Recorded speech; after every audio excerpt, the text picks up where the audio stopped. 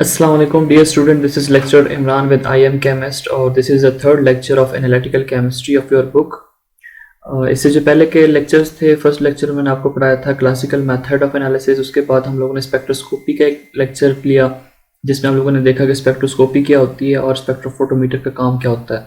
उसके बाद मैंने आपको इलेक्ट्रोमैग्नेटिक रेडिएशंस के बारे में बताया था जिसमें से हमने डिफरेंट रेडिएशंस पढ़ी, like cosmic rays, gamma rays, X rays, ultraviolet rays, IR rays, microwaves, radio waves वगैरह, और उनकी रेंजेस मैंने आपको बताई थी। आज की इस वीडियो में हम लोग बात करेंगे फर्स्ट स्पेक्ट्रोस्कोपी की, जो कि आपकी बुक में गिवन है, दैट इज IR स्पेक्ट्रोस्कोपी, जिसको हम इंफ्रारेड स्पेक्ट्रोस्कोपी कहते हैं। The wavelength range in IR region is 2.5 to 16 micrometer. They have sufficient energy for bond in the molecule to vibrate. अब अगर हम इसकी वेवलेंथ की बात करते हैं तो वेवलेंथ जो है, इसके रेंज आपकी बुक में गिवन है 2.5 to 16 माइक्रोमीटर। ये जो वैल्यू है इसको आप लोगों ने याद करना होता है, ठीक है। ये IR रीजन की रेंज है।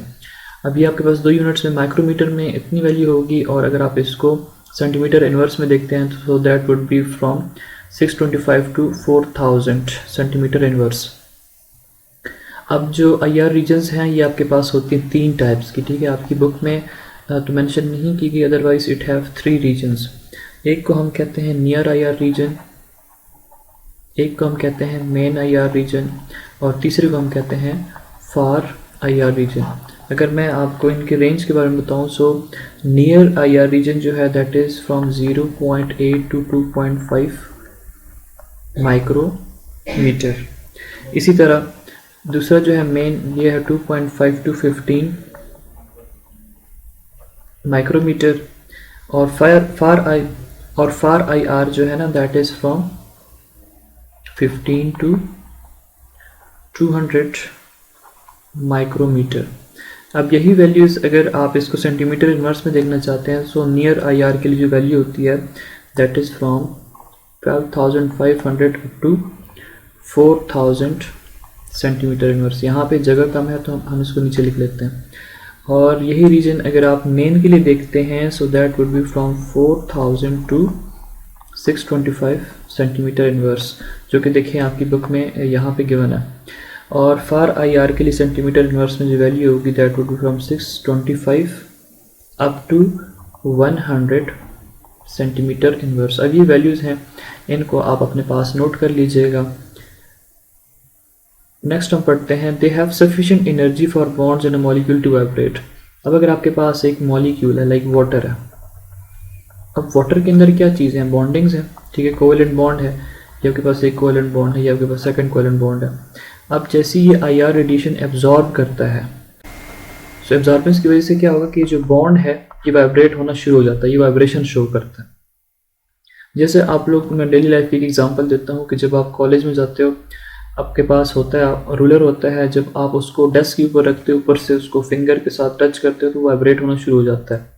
अब आपने उसको फिंगर से एनर्जी दी, एनर्जी की वजह से वो जो रूलर होता है वो वाइब्रेट करना स्टार्ट हो जाता है। Same is the case with this, कि जब कोई भी मॉलिक्यूल है उसके बॉन्ड्स एनर्जी एब्जॉर्ब करते हैं, IR रेडिएशंस को एब्जॉर्ब करते हैं, तो उसके जो बॉन्ड्स होते हैं वो वाइब्रेट होना शुरू हो जाते हैं। A molecule is made up of large number of atom. अब एक मॉलिक्यूल है उसके अंदर एटम बहुत ज़्यादा होते हैं। जैसे आपके पास वाटर है, अब वाटर के अंदर कितने एटम है, 3 एटम है, कार्बन डाइऑक्साइड है, ठीक है। ये भी आपके पास क्या है, एक मॉलिक्यूल है, इसके अंदर भी 2 ऑक्सीजन एटम होते हैं, एक कार्बन एटम होता है। इसी तरह इमोनिया की अगर हम बात करते हैं, तो इमोनियम में क्या है, एक नाइट्रोजन एटम है, 3 हाइड्रोजन एटम्स होते हैं। These atoms continuously undergo vibration and rotation। अब कहता है कि ये जो मॉलिक्यूल्स हैं इनमें कंटिन्यूसली वाइब्रेशन भी हो रही होती है, और उसके साथ साथ इसके अंदर रोटेशन भी होती है। वाइब्रेशन के बारे में आपको मैंने डेली लाइफ की एग्जांपल दे दी। रोटेशन के बारे में अगर आपको मैं बताऊं कि आप लोगों ने कार का जो पहिया होता है वो देखा होता है कि वो रोटेट कर रहा होता है, ठीक है, वो रोटेशन शो कर रहा होता है गोल गोल। इसी तरह आप लोगों ने फैन देखा हो, फैन भी क्या करता है, रोटेशन शो करता है, उसको हम रोटेशन शो करते हैं। सो मॉलिक्यूल्स की एक कैरेक्टरिस्टिक है, प्रॉपर्टी होती है कि वो कांस्टेंट नहीं रहते, वो कंटिन्यूसली वाइब्रेशन शो कर रहे होते हैं या फिर वो रोटेशन शो कर रहे होते हैं। IR radiations have low energy and can affect the vibrational kinetic energy of the atom in a molecule। अब देखो, अगर आपके पास एक बॉन्ड है, ठीक है, अब वो बॉन्ड क्या कर रहा है, वाइब्रेट कर रहा है। अब वाइब्रेशन की वजह से उसके जो एटम्स हैं वाइब्रेट हो रहे हैं, तो उसकी वजह से उनकी काइनेटिक एनर्जी होती है, जिसको आप क्या कहते हो, वाइब्रेशनल काइनेटिक एनर्जी, ठीक है। अब होता ये है कि जब आपके पास IR रेडिएशंस आती हैं और इनके साथ इंटरेक्ट करती हैं बॉन्ड के साथ, तो वो बॉन्ड क्या होता है और भी ज़्यादा तेज़ी से वाइब्रेट होना शुरू हो जाता है। During vibration, small displacement of atom from their mean position occur and causes a change in dipole moment of a molecule. अब देखो, अगर आपके पास एक मॉलिक्यूल है, ठीक है, ये वाटर सिंपलेस्ट, इसलिए हम इसको पढ़ते हैं। अब यहाँ पे आप लोगों को टीचर ने ये पढ़ाया हुआ है कि आपके पास वाटर मॉलिक्यूल जो होता है it is polar in nature. ये क्या होता है? पोलर होता है। वजह क्या है? यहाँ पे ऑक्सीजन एटम है जो कि ज़्यादा इलेक्ट्रोनेगेटिव होता है, ठीक है, oxygen is more electronegative, hydrogen जो है ये लेस इलेक्ट्रोनेगेटिव है। अब रिजल्टेंटली होता क्या है कि ये जो ऑक्सीजन मॉलिक्यूल है ये इलेक्ट्रॉन्स ड्रैग कर लेता है अपनी तरफ हाइड्रोजन का, और इसी तरह यहाँ पे हाइड्रोजन का एक इलेक्ट्रॉन है, ये कौन ड्रैग कर लेगा? ऑक्सीजन अपनी तरफ ड्रैग कर लेगा। क्यों? क्योंकि ऑक्सीजन की जो इलेक्ट्रोनेगेटिविटी है वो ज़्यादा है। अब इसका इफेक्ट क्या होगा? इसका इफेक्ट ये होगा कि हाइड्रोजन के ऊपर चार्ज आ जाएगा पार्शियल पॉजिटिव, और जो ऑक्सीजन है उसके ऊपर चार्ज आ जाएगा पार्शियल नेगेटिव। अब इस वजह से क्या है कि ये पोलर मॉलिक्यूल बन जाता है, ठीक है, इसके ऊपर पोल्स आ जाते हैं, partial positive partial negative poles बन जाते हैं, जिसकी वजह से इसका क्या होता है कि कोई ना कोई डायपोल मूवमेंट एग्जिस्ट करता है। अब जैसे वाटर है, वाटर का 1.4 डिवाई है, ठीक है, debye is the unit of dipole movement. अब ये डायपोल मूवमेंट जो है इसके अंदर कहते हैं क्रिएट हो जाता है जब कभी रेडिएशंस आती हैं और ये बॉन्ड जो है रेडिएशंस को एब्जॉर्ब करते हैं। एब्जॉर्ब करने की वजह से इनका जो डायपोल मूवमेंट है उसके अंदर चेंज आ जाता है। This changed dipole interact with electric field of IR radiation and increase the rate of vibration and rotation. अब ये जो डायपोल मूवमेंट के अंदर चेंजेस आ रही हैं ये क्या करती हैं? ये इंटरेक्ट करती हैं एटम्स के साथ, और उस वजह से होता है क्या है कि जो मॉलिक्यूलर वाइब्रेशंस और रोटेशन होती हैं उनके जो रेट होते हैं वो और भी ज़्यादा इंक्रीज हो जाते हैं। नेक्स्ट हमारे पास है कि different bonds absorb different radiations of different frequencies. अब डिफरेंट बॉन्ड्स हैं, ठीक है, आपके पास हर बॉन्ड की अपनी एब्जॉर्प्शन फ्रीक्वेंसी होती है कि हर बॉन्ड के अंदर हर बॉन्ड जो है डिफरेंट रेडिएशंस को एब्जॉर्ब कर सकता है, IR रेडिएशंस को एब्जॉर्ब कर सकता है with different frequencies. Polar molecules are IR active. अब ये MCQ पॉइंट ऑफ व्यू से बहुत इंपॉर्टेंट है कि which type of molecule is IR active. तो आपको ये पता होना चाहिए कि पोलर मॉलिक्यूल्स जिनके ऊपर पोल्स होते हैं they are IR active. IR radiation absorption spectrum is used to identify the bonds and functional group in the organic molecule। अब IR जो हम स्पेक्ट्रोस्कोपी पढ़ते हैं हम कहते हैं कि ये क्या है? ये एक एनालिसिस टेक्निक है, आइडेंटिफिकेशन टेक्निक है। हम इसे क्या करते हैं? किसी भी मॉलिक्यूल को आइडेंटिफाई करते हैं। और आइडेंटिफिकेशन कैसे करते हैं कि जब हमारे पास कोई ग्राफ आएगा। अब ग्राफ में क्या होता है कि हमारे पास डिफरेंट पीक्स आती हैं और उन पीक्स को हम फिर स्टडी करते हैं लिटरेचर के साथ, उसको कंपेयर करते हैं और फिर हम उस मॉलिक्यूल के बारे में कुछ कहते हैं कि ये फ़लाँ चीज़ है, फ़लाँ मॉलिक्यूल है। IR स्पेक्ट्रोस्कोपी को हम जो मेजर यूज़ करते हैं that is for the identification of the bonds, ठीक है, और उसके बाद हम फंक्शनल ग्रुप को आइडेंटिफाई करने के लिए भी इसको स्टडी करते हैं। अब फंक्शनल ग्रुप्स क्या हैं? जैसे आपको मैंने पहले भी पढ़ाया हुआ है कि अगर आपके पास OH ग्रुप है तो वो अल्कोहलिक ग्रुप होगा। अगर आपके पास X ग्रुप है R के साथ तो अल्काइल हैलाइड्स होते हैं। इसी तरह अगर आपके पास C double bond OH group है तो वो कार्बोक्सिलिक एसिड्स होंगे। ये अगर आपके पास ग्रुप है दोनों साइड पे R अटैच्ड है तो ये कार्बोनाइल फंक्शनल ग्रुप होता है और इनको कीटोन्स की क्लास में रखा जाता है। अब ये आपके पास डिफरेंट फंक्शनल ग्रुप्स हैं, इनको हम आइडेंटिफाई कैसे करते हैं? इनको हम आइडेंटिफाई करते हैं with the help of IR radiations कि जब कभी ये बॉन्ड्स जो हैं एब्जॉर्ब करेंगे रेडिएशंस, उसकी वजह से मॉलिक्यूलर वाइब्रेशंस होंगी। वाइब्रेशंस को हम क्या कर लेते हैं? ग्राफ की फॉर्म में रिकॉर्ड कर लेते हैं और फिर उसकी एनालिसिस करते हैं, जिसकी एग्जांपल अभी आपको मैं दूंगा। अब वाइब्रेशंस जो है मॉलिक्यूलर वाइब्रेशंस, इसकी कितनी टाइप्स हैं? मॉलिक्यूलर वाइब्रेशंस जो हैं इसकी बेसिकली दो टाइप्स होती हैं। एक होती है फंडामेंटल वाइब्रेशन, एक होती है नॉन फंडामेंटल वाइब्रेशन। अब आपकी बुक में जो है इन्होंने जो वाइब्रेशंस दी हुई हैं ये दो दी हैं, स्ट्रेचिंग वाइब्रेशन और बेंडिंग वाइब्रेशन। अब स्ट्रेचिंग वाइब्रेशन जो है इसकी भी फिर फर्दर दो टाइप्स होती हैं। एक होता है सिमेट्रिकल और एक होती है एसिमेट्रिकल वाइब्रेशन। और अगर हम बेंडिंग वाइब्रेशन की बात करते हैं, ठीक है, बेंडिंग वाइब्रेशन क्या होता है कि इसके अंदर दो टाइप की फर्दर कैरेक्टराइजेशन होती है, एक होती है इन प्लेन, एक होती है आउट ऑफ प्लेन कैरेक्टराइजेशन। अब चलिए मैं आपको ये लिख के दे देता हूँ, लेकिन इसके लिए मेरे आप अलग से एक वीडियो देख सकते हो। वाइब्रेशंस जो होती हैं आपके पास, molecular vibrations, as I have told you that it have two types, एक होती है fundamental vibration और एक होती है non fundamental vibration।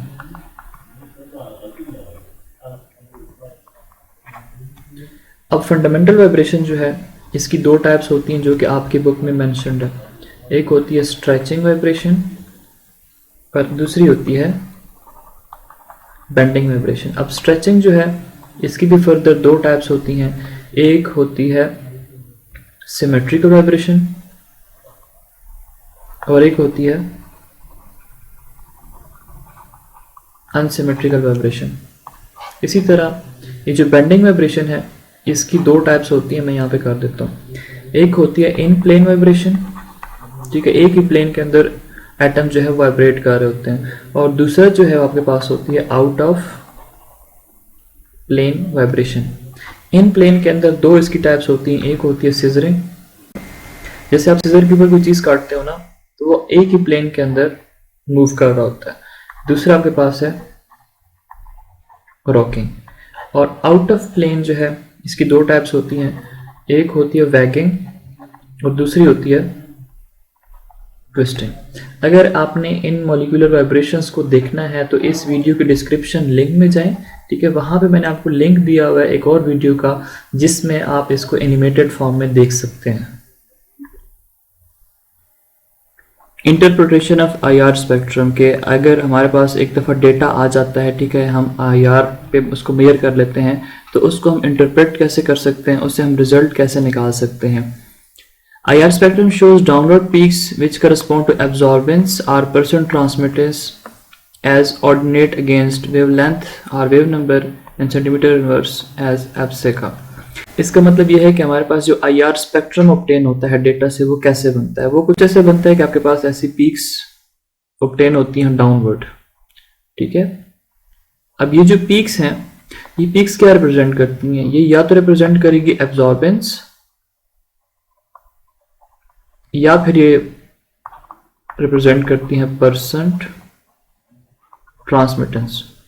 रेडिएशंस आएंगी या तो वो एब्जॉर्ब होंगी, ठीक है। अब फॉर एग्जांपल यहाँ पे हमारे पास ये कोई सैंपल पड़ा हुआ है, यहाँ से क्या आ रही हैं या रेडिएशंस आ रही हैं। अब ये रेडिएशंस या तो इसके अंदर जाके एब्जॉर्ब हो जाएंगी या फिर इसे क्या होता है कि कुछ अमाउंट में इससे बाहर निकल जाती हैं। अभी जो बाहर निकल रही हैं इसको आप क्या कहते हो, ट्रांसमिटेंस। ये जो अंदर चली जाती है वापस नहीं आती ना बाहर या बैक साइड पे, इसको क्या कहते हो, एब्जॉर्बेंस। और यही चीज आप मेजर कर लेते हो इस ग्राफ से। इस ग्राफ में से आप देख सकते हो कि ये इसका एक पीक है, ये दूसरा पीक है, ये तीसरा पीक है और ये फोर्थ पीक है। अब यहाँ पे होता ये है कि इधर हम लिख लेते हैं, ये आपके पास कौन सा एक्सेस है, वाई एक्सेस, ये आपके पास एक्स एक्सेस है। एक्स एक्सेस पे हम लोग लेते हैं वेवलेंथ को, ठीक है। वेवलेंथ की वैल्यूज होती हैं जिसको हम या तो लेते हैं लैम्डा में, ठीक है, या फिर उसको हम ले लेते हैं सेंटीमीटर इनवर्स में, ये दो यूनिट्स हैं। इसी तरह ये जो आपके पास है वाई एक्सेस पे हम लोग या तो लेते हैं एब्जॉर्बेंस को या फिर हम ले लेते हैं परसेंट ट्रांसमिटेंस को। IR radiation absorption spectrum is used to identify the bonds and functional group in organic molecule। अभी जैसे आपको मैंने पहले बताया है कि इसका जो बेसिक फंक्शन है IR स्पेक्ट्रोस्कोपी का, वो हमारे पास आइडेंटिफिकेशन करनी है किस चीज़ की, बॉन्ड्स की, आइडेंटिफाई द बॉन्ड्स कि किस टाइप का बॉन्ड है और उसके बाद कौन सा फंक्शनल ग्रुप प्रेजेंट है। The stretch of the peak is the characteristic of the bond itself, not of the number of bonds। अब ये जो इसके अंदर स्ट्रेचिंग आ रही है ये किस चीज़ के अबाउट बता रहा है, ये आपको बता रहा है स्ट्रेचिंग ऑफ द बॉन्ड। अब रीजन के बारे में अगर हम बात करते हैं कि IR की कितनी रीजन्स होते हैं, तो IR के दो रीजन्स होते हैं, ठीक है। There are two important absorption region in IR spectrum. एक आपके पास होता है फिंगरप्रिंट रीजन। फिंगरप्रिंट का मतलब ये है कि आप देखते हो कि दुनिया में जितने भी इंसान होते हैं तकरीबन हर किसी का जो फिंगरप्रिंट है वो एक दूसरे से अलग है। तो ये कॉन्सेप्ट यहाँ पे है कि जितने भी आपके पास मॉलिक्यूल्स हैं वो डिफरेंट टाइप्स की एब्जॉर्प्शन शो करते हैं। Fingerprint region 600 to 1500 centimeter inverse. अब ये जो यूनिट्स हैं सेंटीमीटर इनवर्स में आप देख सकते हो कि वैल्यूज़ हैं। इन वैल्यूज़ को आपने याद करना होता है कि फिंगरप्रिंट रीजन जो है वो स्टार्ट होता है 600 to 1500 centimeter inverse. The absorption in this region is the characteristic of a bond. ये आपके पास एक बॉन्ड की स्पेसिफिक खुसूसियत होती है, कैरेक्टरिस्टिक होती है कि इतना जो रेंज है इसमें एक बॉन्ड क्या करेगा, एब्जॉर्प्शन शो करेगा, IR रेडिएशन को एब्जॉर्ब करेगा। Different compound will give different absorption peaks in this region. अब 600 to 1500 सेंटीमीटर इनवर्स में जो डिफरेंट बॉन्ड्स होंगे ना उनकी डिफरेंट एब्जॉर्प्शन एबिलिटी होगी, कैपेसिटी होगी और आपके पास डिफरेंट पीक्स ऑब्टेन होंगे। लेकिन वो रीजन कहाँ पे होगा, 600 to 1500। इसका मतलब ये है कि आपके पास जैसे यहाँ से ये रेंज है, अब यहाँ पे जो पीक आएगी, ठीक है, IR से जो भी पीक यहाँ से ऑब्टेन होगी वो किसके लिए होगी, वो आपको बॉन्ड्स के बारे में बताएगा। इससे अब ये जो ऊपर रीजन होता है, अगर हमारे पास यहाँ पे कोई पीक्स आती हैं, ठीक है, IR डेटा हमारे पास कलेक्ट होता है किसी भी ऑर्गेनिक मॉलिक्यूल का, अगर इस रीजन में हमारे पास पीक्स आती हैं जैसे 1500 to 4000 सेंटीमीटर इनवर्स। अब ये जो रीजन है इस रीजन को हम लोग क्या कहते हैं, फंक्शनल ग्रुप रीजन। ठीक है, ये हमारे पास क्या होता है, फंक्शनल ग्रुप रीजन। ये जो रीजन है ये आपको फंक्शनल ग्रुप के बारे में बताएगा कि किसी भी मॉलिक्यूल के अंदर कौन सा फंक्शनल ग्रुप प्रेजेंट है। और ये जो रीजन है ये आपको क्या बताता है, दिस इज फिंगरप्रिंट रीजन, और ये आपको स्पेसिफिक बॉन्ड्स के बारे में बताएगा। Different functional group show absorption in this region. For example shows IR spectrum of pentanone. अब देखिए हमारे पास है पेंटानोन, ठीक है, दिस इज कीटोन। इसको आप नॉर्मली मतलब कॉमनली इसको क्या कहते हो, एसीटोन। 3 कार्बन है तो इसको क्या बोलते हो, प्रोपोनोन। अब ये आपके पास एक ऑर्गेनिक मॉलिक्यूल है, हमने क्या करना है, इसके स्ट्रक्चर को स्टडी करना है। अब ये हमारे पास IR स्पेक्ट्रम है फॉर एसीटोन। अब ये एसीटोन को हम ऐसे अगर ओपन करके लिख देते हैं तो CH3 बन जाएगा, C डबल बॉन्ड O और ये CH3। अब देखें इसमें हमारे पास डिफरेंट टाइप्स ऑफ बॉन्ड है। ये आपके पास C double bond O bond है, ठीक है, मतलब C double bond O bond इसके अंदर मौजूद है। हम इसका कलर चेंज कर लेते हैं ताकि प्रॉपर नजर आए। उसके बाद कार्बन और हाइड्रोजन के बीच में भी बॉन्ड है, इसी तरह कार्बन और कार्बन के बीच में भी बॉन्ड मौजूद है। ये हमारे पास डिफरेंट टाइप्स ऑफ बॉन्ड्स हैं और यही चीज़ हमें बताता है कौन, IR स्पेक्ट्रोस्कोपी, जो कि हम लोग पढ़ते हैं किधर, फिंगरप्रिंट रीजन के अंदर। अब देखो आपके पास ये CH बॉन्ड के लिए पीक है जो कि कितने पे आ रही है, 3000 के ऊपर, ठीक है। अब अगर 3000 के ऊपर ये पीक आ रही है ये जगह, तो ये क्या रिप्रेजेंट कर रहा है कि हमारे पास ये जो मॉलिक्यूल है एसीटोन, इसके अंदर कहीं ना कहीं पे CH बॉन्ड्स प्रेजेंट है। तो वाकई में इसके अंदर देखें CH बॉन्ड है, CH बॉन्ड है और CH बॉन्ड है, यहाँ पे भी CH बॉन्ड है, CH बॉन्ड है और CH बॉन्ड है। उसके बाद अगली जो चीज़ है वो क्या है, वो हमारे पास है C double bond O। C double bond O हमारे पास कहाँ पे एग्जिस्ट करता है, कार्बोनाइल कंपाउंड्स के अंदर, और इसकी जो रेंज होती है ना C डबल बॉन्ड O की, वो हमारे पास होती है तकरीबन 1680 to 1750। ये C डबल बॉन्ड O की रेंज है। अब अगर आप देखो इस पीक को, ये कहाँ पे आ रही है, तकरीबन 1720 के ऊपर ये शो हुई है। इसका मतलब है कि ये जो पीक है ये किस वजह से है, ये कार्बोनाइल फंक्शनल ग्रुप की वजह से है, जब कार्बन के साथ डबल बॉन्ड बना लेता है ऑक्सीजन।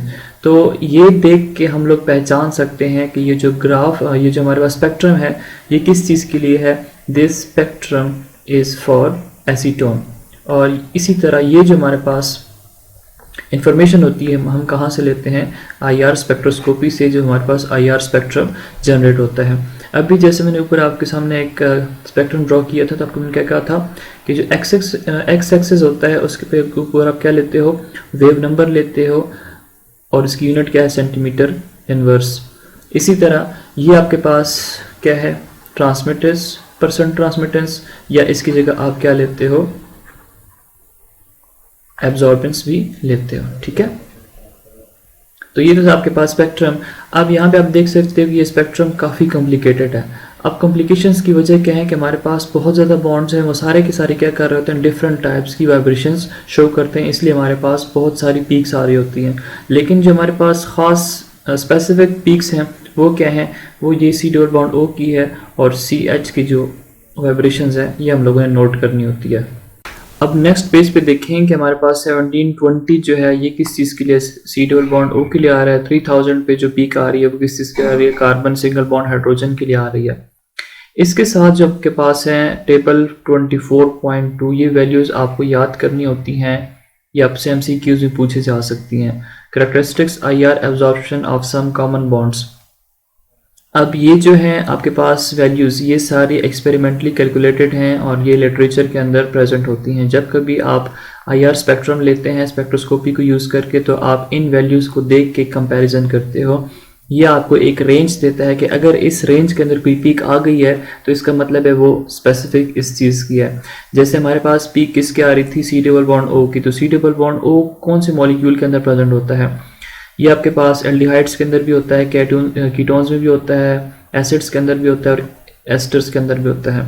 जैसे अगर मैं आपको ये बना के दूं, डिफरेंट ग्रुप्स शायद आप लोगों को आते भी हों, हम लोगों ने पहले पढ़े हुए भी हैं, लेक्चर्स मैंने लिए थे एल्डिहाइड्स कीटोन्स के। एल्डिहाइड्स में क्या होता है, C double bond O H, यहाँ पे एच होगा या फिर आर होगा। इसी तरह सी डबल बॉन्ड ओ, यहाँ पे अगर आर आर है तो कीटोन्स है। इसी तरह अगर आपके पास ये ग्रुप है तो कार्बोक्सिलिक एसिड होगा, और अगर आपके पास ये ग्रुप है तो ये क्या होगा, ईस्टर्स होंगे। अब इन ग्रुप्स में आप हर के अंदर देख सकते हो कार्बोनाइल है, कार्बोनाइल है, कार्बोनाइल है, और यहाँ पे भी कार्बोनाइल फंक्शनल ग्रुप मौजूद है। तो इसकी जो रेंज होती है वो होती है 1680 to 1720। अब ये एस क्या रिप्रेजेंट कर रहा है, एस मीन स्ट्रॉन्ग पीक। ठीक है, आपके पास दो टाइप की पीक्स होती हैं, एक होती है स्ट्रॉन्ग पीक और एक होती है मीडियम पीक। इसी तरह अल्केन्स अगर हैं, अल्केन्स में CH बॉन्ड होता है, अल्कीन्स में CH बॉन्ड होता है। जैसे आपके पास इथीन है, अब इथीन में क्या होता है कि कार्बन के बीच में डबल बॉन्ड होता है, लेकिन कार्बन हाइड्रोजन के बीच में इस तरह सिंगल बॉन्ड होता है। अब इसकी जो वैल्यू है वो है 2840 अप टू 3095। इतने रेंज में अगर आपके पास कोई पीक आती है वो किस वजह से होगी, कार्बन और हाइड्रोजन बॉन्ड की वजह से। इसी तरह अगर आपके पास नाइट्राइल्स हैं, C ट्रिपल बॉन्ड N, ठीक है, उनकी पीक्स आपके पास ये है। ये सारी की सारी कुछ वैल्यूज़ हैं जो कि आप लोगों ने याद करनी है अपने एग्जाम्स के लिए। सो स्टूडेंट, ये तो थी आपके पास आईआर स्पेक्ट्रोस्कोपी, जो कि आपको मैंने अपनी तरफ से अच्छी कोशिश करके पढ़ा दी है। अगर फिर भी आपको कोई चीज़ समझ नहीं आई या मेरे से कोई मिस्टेक हुई है तो आप कमेंट सेक्शन के अंदर पूछ सकते हैं। नेक्स्ट वीडियो होगी इंशाल्लाह, उसमें हम विजिबल एंड यूवी स्पेक्ट्रोस्कोपी के बारे में बात करेंगे। Thanks for watching and stay connected with I am chemist.